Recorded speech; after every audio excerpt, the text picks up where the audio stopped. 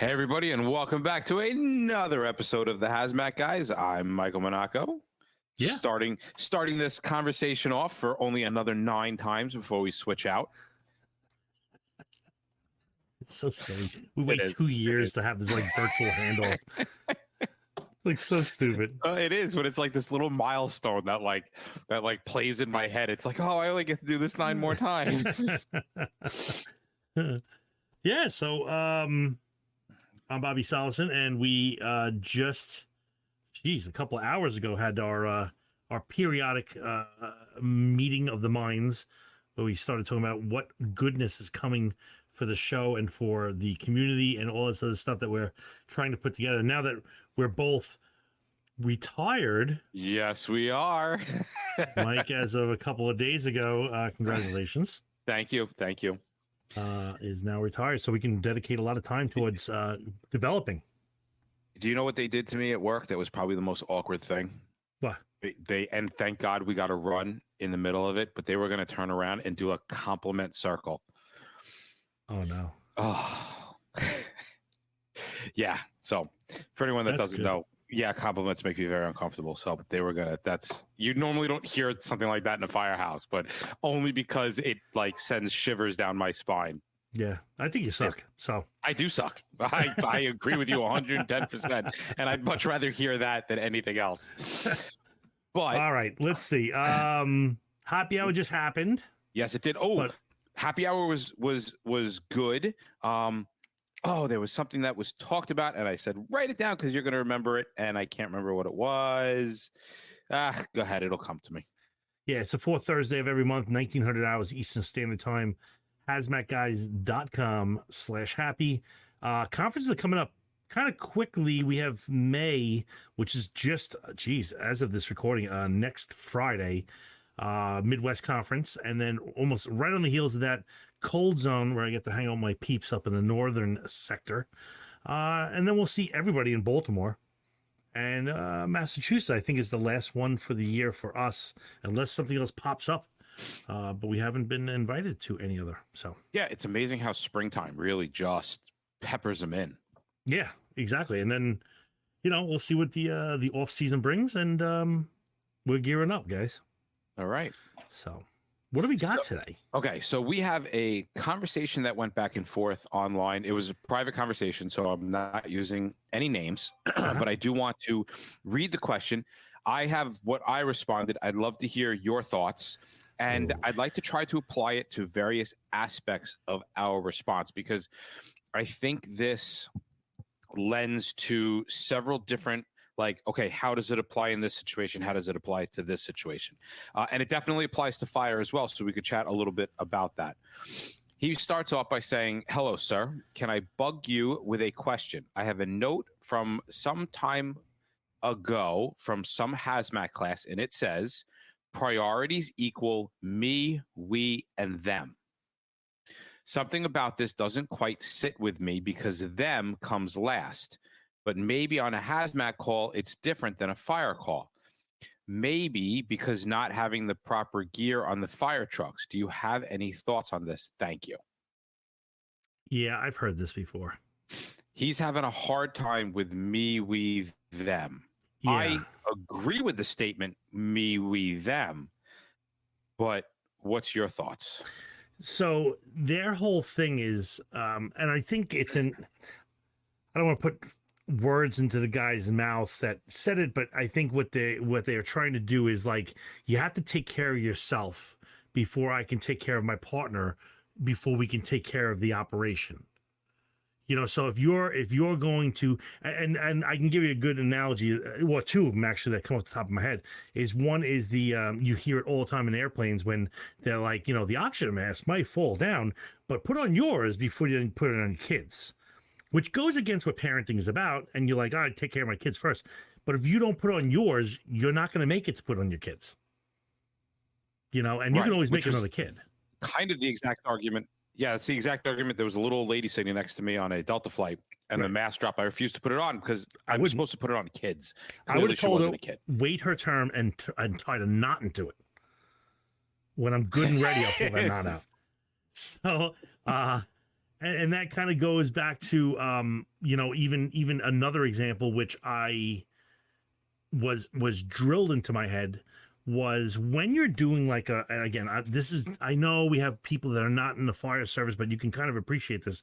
If you have a firefighter that goes down below grade and the objective is to drag them over to the stairs and then pull them up, it is an incredibly hard task to do, depending on the size and the shape and the stairs and et cetera, et cetera. And so when guys come in and they think that the objective is to pull this guy completely up the stairs, they're missing the point is that it's a me, us, we kind of operation where your job might be just to bring him over to the stairs. And my job might be bringing him up the stairs. And then the other guy's job is to bring him the rest of the way to the ambulance or something like that. So what happens is people think they have to make contact with the guy, package him, drag him across, then drag him up. And it's like an all to the point where the rescuer becomes a problem because they're actually slowing down the operation. They're gassed and they're not lending to moving it forward. You know, I didn't even take it from the account of the concept of task. I really just looked at this strictly from like a safety point of view. But that's interesting. That is an interesting way of thinking about it as well. Like from a task point of view, like we are part of a team, right? The goalie in a hockey team isn't responsible for putting anything into the net. Yeah, he's not doing faceoffs. And I was, if you play your part, then the objective is going to be met. And so like, okay, I'm going to make sure that, again, maybe I'm putting a little too much water into this thing, but we don't have the luxury in hazmat or in fire or in police of knowing when it's go time. Like, the guy that plays in the Super Bowl, he knows he's going to play at 1 p.m. on Sunday in this location. He can prepare. Me and you are roofing your roof, putting down tiles on your roof, and it's 3 o'clock in August, and we're pounding beers all morning. And then the incident comes in, and we're running to go handle that. Or is me ready? Right. You know what I'm saying? It's like it gets a little crazy because you got to start thinking about your impact personally on the group in small and in large. Yeah, so I viewed this strictly as like a safety point of view, and I kind of responded back in two different ways. I responded back in the hazmat situation, then I also responded back like in the fire situation, but responding to hazmat, both fire situation and hazmat situation. So I initially wrote off by saying, not at all. Even in fire, we come first. That's why everything we do is risk versus reward. It doesn't mean we don't put ourselves in dangerous places, but we have to look to see if the risk is worth the reward. But it does mean that, yes, we in fact come first. And then I asked if that made sense. And his response was, I guess. I don't like the optics of putting people third. Clearly not a New Yorker. But I think I understand. On the fire side, putting people third or second has led to some complacency in making searches, I think. Those are his words, I think. I didn't. Continuing reading. I tell the guys if we can occupy the space with our PPE level of training, staffing, etc., we have to occupy it. I guess the same could be said on the hazmat side. I'm just thinking that if I had a line of sight victim and I was on air with full PPE and I had a hose line for protection and or decon, I'd probably make a move for a quick scoop and screw. I don't know what he's screwing, but he says if I don't know the chemical that was involved or the quantity, then I would just go. When I see them as the third in what I lay out from my notes, I'm not sure that portrays the same mentality.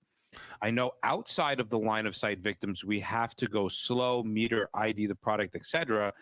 I'm just interested in what you have to say, though. Even with those I totally get what he's saying, and I'm not saying I wouldn't go. I'm just saying, if I get up to that situation, let's say the mall and there's 30 people down and it's a complete unknown, I see people down. Well, my quick assessment is I'm in good shape. Are we ready to go? You say yes. There's 2 check marks. Let's go. Right. Like it's risk versus reward in a very short time frame. Even this might be unpopular to say because I know there's a lot more unknowns in there, but even the non-line of sight, to I a don't point, disagree with you I'd at be all. okay pushing in.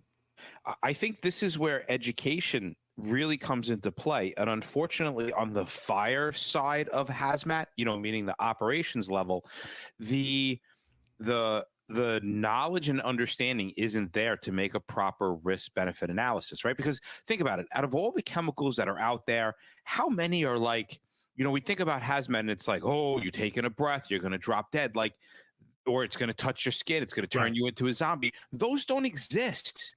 Like, Yeah, they're very, not very, very few in between. very, very few and in between. So it's an interesting thing from that hazmat beyond the line of sight.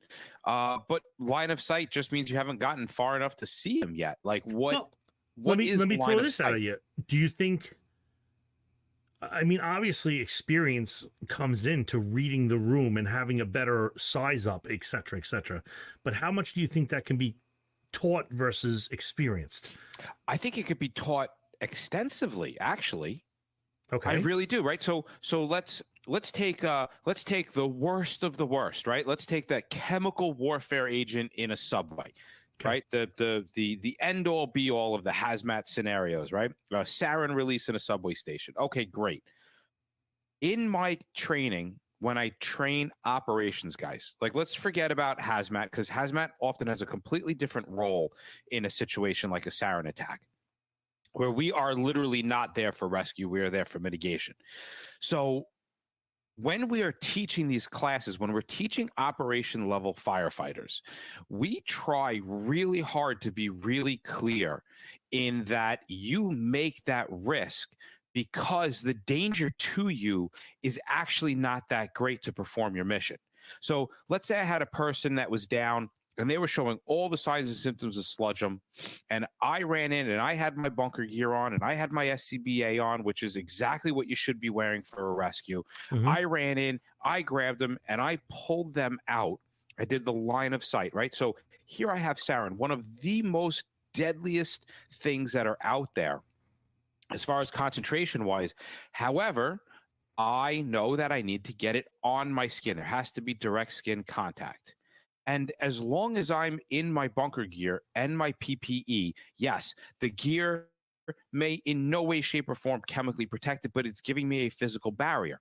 So I know I have time, right? Like, I am doing a proper risk benefit analysis, but I'm still putting myself first, because I'm not rushing in without putting on my bunker gear. I'm not rushing in without putting on my SCBA. I'm not rushing in without putting on gloves, and I'm not rushing in until I know that somebody's going to be able to help me when I get out. So that's the part where I think if people are turning around and they're saying, well, I can't do this because I'm more important, then they're totally missing the point of all of this. Well, maybe I'm splitting hairs, but what's rushing in?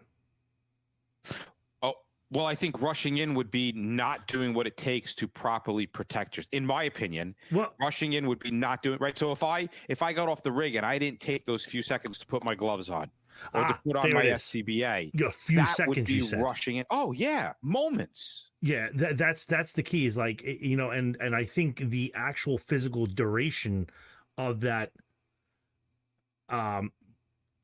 being confronted with the situation and making the decision, either personally or as a team, to move forward, is, I think, a lot of what maybe I'm reading into it, but I think a lot of what he's asking is how long does that determination take? And I would say, again, the more experience and the more practice you get into this, the bigger your bandwidth to pull in information.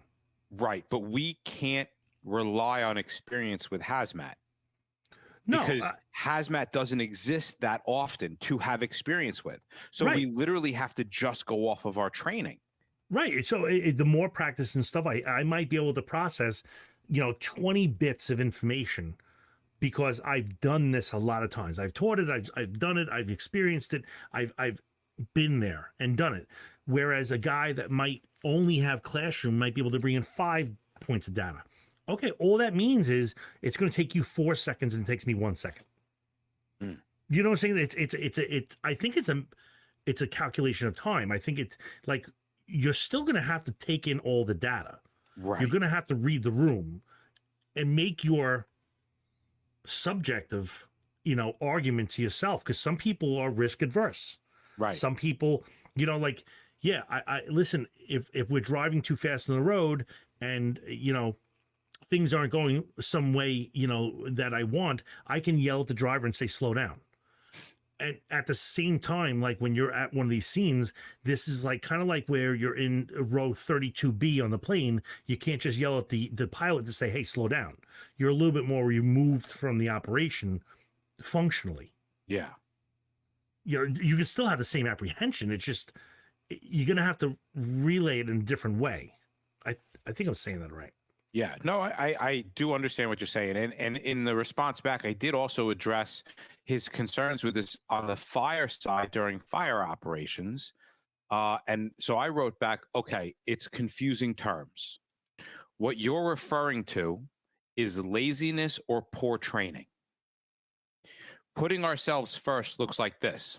Take the 10 seconds to put on your mask before entering the fire room. Protect your lungs. Take a moment to make sure your hood is on right.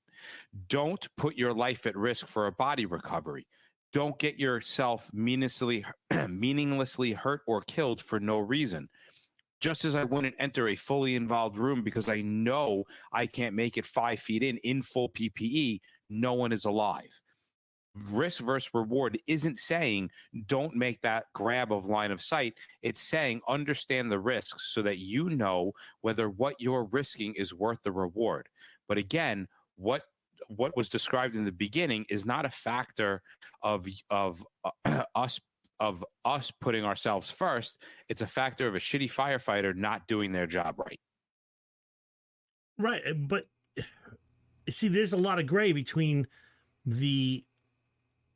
and some people have this idea like, that's our job. We're supposed to go in there and do those difficult things and make those difficult things. And, there's nothing that's more important than life safety because maybe their instructor told them that. But in reality, when you're reading the scene and you're situationally aware, which is the popular term nowadays, is to say you're situationally aware. Okay, what's my backup team doing? What's the ventilation doing? Where is it in the sky? How is the wind rolling? And all these things, that all is going to factor into how hard I push. And to be honest with you, some people are just dead. Right. They're going to die. And so like, okay, I'm going to, again, I'm not going to say I will protect myself over a person. I signed up for this thing. However, at a certain point, I'm like, there is zero possibility this person's going to last longer than me getting them to the ambulance. There was a pneumonia run in New England a couple of years, maybe 5 or 6 years ago, talking to the people that were on scene. They tried to make a push to make a line of sight grab. Mm-hmm. It was in a pneumonia facility. I want to say it was a refrigeration plant. And they were in full bunker gear and SCBA, and the person was line of sight. They tried to make it to that victim, but they were pushed away by the burning of the ammonia on their skin through bunker gear, through PPE, right? And it's the training that will let somebody say, oh, okay, I've gone as far as I can go in PPE. That person is long gone. Right. So that's not a function of putting yourself. I mean, that is a function of putting yourself first, but it's not putting yourself first at the detriment of the public, because that person was already long expired. Right. Yeah, exactly. And so like, saying, without questioning the scene or the interpretation of the data, it's very hard for me to say, well, nothing is above life. There's even scales of life. Yeah.